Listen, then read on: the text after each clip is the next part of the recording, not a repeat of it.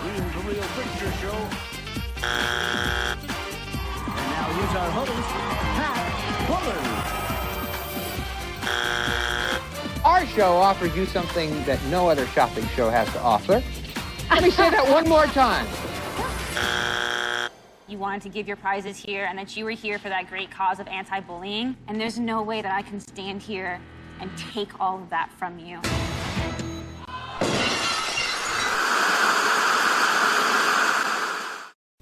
Hello everyone, welcome to another edition of Game Show Garbage. I'm Robert Q. Seidelman.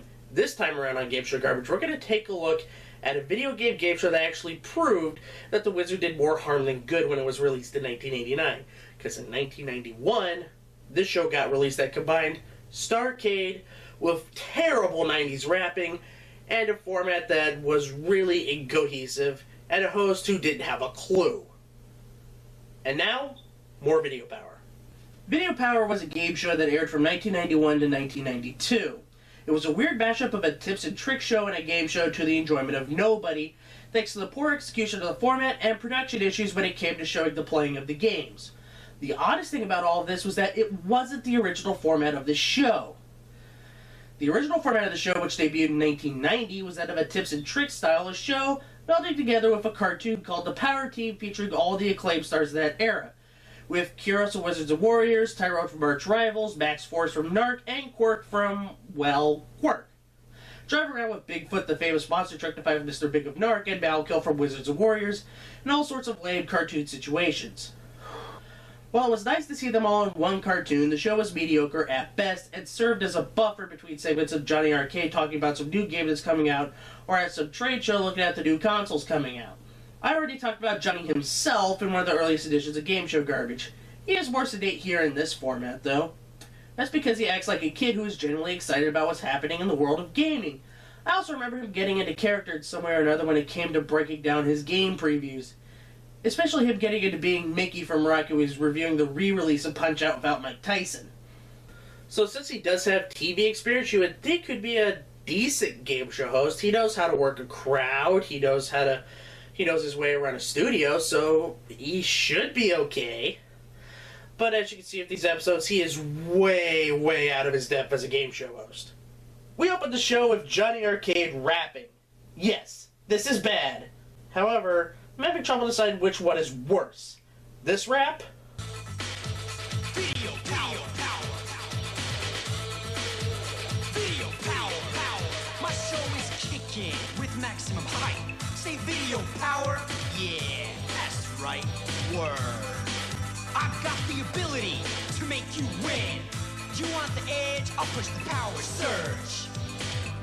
Let her rip. Feel the power. Power. Feel the power. Video power. Feel the power. Power. Feel the power. Video power. Feel the power. Power. Feel the power. That rap. Check it out, Chuck W. Coming at you tried and true, sleeky, freaky, cheeky, yo, back in 2 and 2. Yeah, the Chuck wagon is taking you home, so don't flip it, just kick it with the naturally stone. That's me. Maybe this rap? Remember me, I'm Wink MC, a game show legend since '73. Now I'm back on Yo TV with a game to test your memory. Or that other rap? Building strong furniture not made of yarn. Let me please introduce rapper Richard Karn. 7 categories of case goods class. Now we're in Vegas, man, what a blast. Working so hard, 10 hours a day. The project says it all, so there's nothing to say. I'm done. I'm just done. Bye. Oh. Needless to say, Arcade was a hot mess while hosting. Acting like a complete spaz while hosting and would rather act like he's on a sugar high of 3 gallons of Mountain Dew and Red Bull, Johnny Arcade couldn't stand still whatsoever and focus on the task at hand. He's helped out big time by 2 other guys, one in Steve Trekus, who eagle-eyed viewers may know as the keyboardist for Remote Control, and also an announcer in Terry Lee Torek, who's basically there to make sure Arcade doesn't spaz out in between tapings. In all honesty, he's the actual host of the show. He goes to the audience to grab the contestants, he also calls the action when they play the games, and even when they run through the power wall. He actually sounds genuinely excited, well, at least more than Johnny Arcade is. He still could come off as a fake, but that's more the fault of the direction of the show than anything else. Off the top, one of my least favorite things about Video Power is that, unlike Starcade, the adults talk down to the kids, which is a dangerous precedent. Starcade treated everyone like equals. Everyone from age 6 to 60 played the games as well as they could and were treated with respect by Jeff Edwards. Johnny, Terry, and the crew were less than favorable to the kid gamers. Kids know that video games aren't real and are fun. They don't need Terry banging on about violence against each other is bad or for them to do their homework. They know they have to do this in order to play the games. On the subject of the producers and them not being able to take notice that gamers are more than just the trope of them being young, active boys, I want to tell you a little bit of a story. A few years ago, I was researching around the internet for Video Power and information for me to do this review. I stumbled upon a former contestant's website. When he was trying out, he noticed that there were tons of kids there trying out, mainly girls who knew how to play the games. What happened was the gamers would kick the boys' asses so bad that the boys would start crying. It was that special part of the tryouts that the producer decided, we're not going to have these kick-ass gamer girls on our show. Instead, we will still have girls on the show, but they'll be the cute 9-10-year-olds that you would see on like Punky Brewster, and they would still know games, but they would completely suck at them. So basically just replace gaming with any game show stuff. I mean, like actually answering questions and any sort of knowing how to play the game with tons of personality and a sob story. Video Power just beat the Deal or No Deal and $1 Million Money Drop and all your primetime game show producers by 15 years for this trope. You know what? I'm going to stop it right here. I can't do this. I'm just going to review an NES game, no matter how bad it is, so somebody throw me an NES game.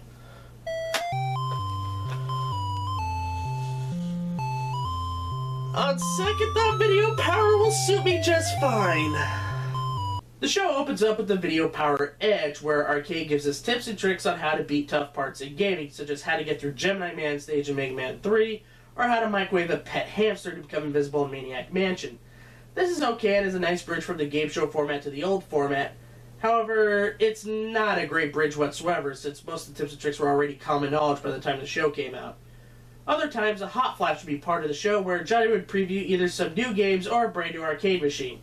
I like this segment, I really do. It makes the show timely and allows viewers to see the new games and machines that will be in the marketplace at arcades. Sure, Arcade acted like a gigantic kid when he was playing the games, but that was the target audience, so it kinda worked out. Then we get to meet our 4 contestants for the day, where they would ask Johnny Arcade a prepared question in the hopes to stump him. Remember when I said prior about how contestants were either usually boys who could play games or cute girls that couldn't play games or didn't even know about video games? Well, that's what the contestants were. The questions themselves are also pretty stupid as well. Most of them were easy questions that the contestants themselves could answer. Then you get the supposed one that stumps Arcade, so they give away some cheap peripheral or skateboard. I guess they need to give away something to keep the kids happy, otherwise this would just be a really lame opener where Arcade flexes his gamer muscles while rating off of cue cards. Makes me give Nick Arcade's opening a lot more credit than I did. At least they started off with playing games instead of waiting more than 10 minutes for the show to get some game playing in.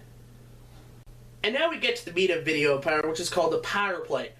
Basically it's like this.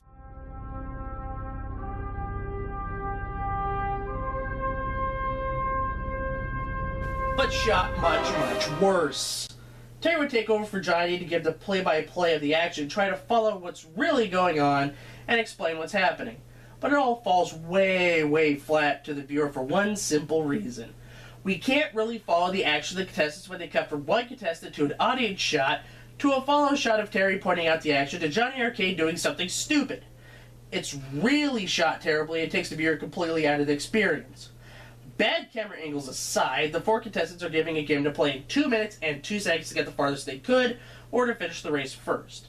The 2 contestants that did get the farthest will move on to the next round, while the other 2 were given some games as consolation prizes. Now we get to Johnny asking the contestants questions, much like how they determined control on Starcade. This round has the 2 survivors of the first power play answer 5 questions, some sort of Family Feud face-off buzzer situation thing. The first 2 questions and a music question are worth 10 points, the 4th question is worth 20 points, and most episodes would have a 5th question, which is a visual question, where the winner gets a game or another cheap prize from the mall. Honestly, I'd rather have a copy of Dragon Warrior 2 from the mall than a lousy camera or copy of Sector X. So all in all, we had 2 minutes of gameplay, about 2 minutes of questions, and about 20 minutes of Johnny Arcade acting like an idiot. So hopefully these last 5 minutes of the show will be good. Hopefully. The 2 winners play against each other in a 1 minute and 1 second power play round to determine who gets 50 points. Usually the winner of this gets the game, making the entire question round almost completely pointless. I say almost because if somebody did sweep, then if there's a tie at the end of the power play, the person who won the first power play gets the tie break, if that game being played is a scored affair. The winner gets to run through the Power Mall, and the loser gets a cheap gift and another game to go along with the game and cheap gift that the other 2 contestants got earlier. So the front game is a complete mess. I just hope the end game is better. And it is somewhat. The contestant is shown a game by Terry, who is basically taking over as host from the show, and the contestant has 41 seconds to run through the mall, grabbing whatever games he can and stick them on his Velcro lace helmet, vest, or simply just carrying them and throwing them down the tube. They must go down the tube themselves before time runs out, otherwise they don't get the prizes and gets the same consolation prizes from earlier. However, if one of those games is the secret game, they get a bonus prize which varies from day to day. One day it could be a Sega Genesis, and the next day it's a Neo Geo, and the day after that is a Konica camera. Everything is just so unbalanced grand prize-wise, and sometimes it gets to funny moments where a contestant gets a Game Boy game out of an Eastpak grab bag and says that, "But I don't own a Game Boy!" Everyone in the studio did have a good laugh and actually gave him a Game Boy, which, believe it or not, was also a grand prize item as well. And that's just your basic episode of Video Power, but we're not done with the show just yet, because they added a mechanic to the show itself to make you want to sit through the entire season. That's right, they added a tournament to it all! The basis of the entire run was that it was a bunch of tournaments. On top of the daily episodes, the Friday episode brings back all 4 of the week's winners to play another show. After 12 weeks, the tournament champion starts up with all of the Friday winners coming back for a special week. Monday, Tuesday, and Wednesday's episode had the 12 champions square off, where the winner was on to Friday's Grand Championship game, and the 3 second-place contestants play a wild card game on Thursday to determine the 4th entrant to Friday's show. The winner of Friday's show gets a trip to Universal Studios Hollywood and a $10,000 scholarship. I don't mind the tournament idea, but it's just draining, especially when the game is as lackluster as this when it is being compared to Starcade or even Nick Arcade. I don't really like Nick Arcade, but I find more positive things to talk about Nick Arcade than I do here, such as the wide variety of games being played, and as much as I hate to say it, a much better endgame. Video Power would go off the air in 1992, namely due to Nick Arcade being better and ratings being worse for the game show format than the tips and tricks / cartoon format. Another big reason is that the games that were being played were NES games, and people wanted to see more Super Nintendo and Genesis games on TV, and Nick Arcade filled that void, along with giving us TurboGrafx and Neo Geo games, something that Video Power just flat out didn't do. It all boils down to one simple thing for me about this entire show. The show's execution and production was flat out lazy and uninspired. They thought the game show idea ripped off from The Wizard being enough to carry the show to season 3, but the way Heinz Saban did this was painfully done. Jerry Arcade isn't a game show host. He would later become a fine actor, but a game show host he is not. Terry tried his best, but he fell into the same traps that other capable kids hosts do, that's trying to act hip and cool when he actually wasn't. The set was a mess, looked like it was thrown together in about 20 minutes, and the shots being taken during the power plays looked terrible. If Starcade could be shot well with arcade cabinets, and Nick Arcade actually showing the games being played, why couldn't Video Power do the same thing? This show is just a mess. In conclusion, the show is just terrible to sit through. We sat through both Starcade and Nick Arcade. Starcade is great. Nick Arcade, while bad, is also enjoyably bad, but this show is just lazy and uninspired. It isn't worth talking about much anymore. Well, that's going to do it for me for Game Show Garbage. I'm Richard Seidelman, and I'm going to play a Super Nintendo game right now. Let me just turn on the console. Here we go, and let's see what I'm playing now. Do you have it? Do you have it?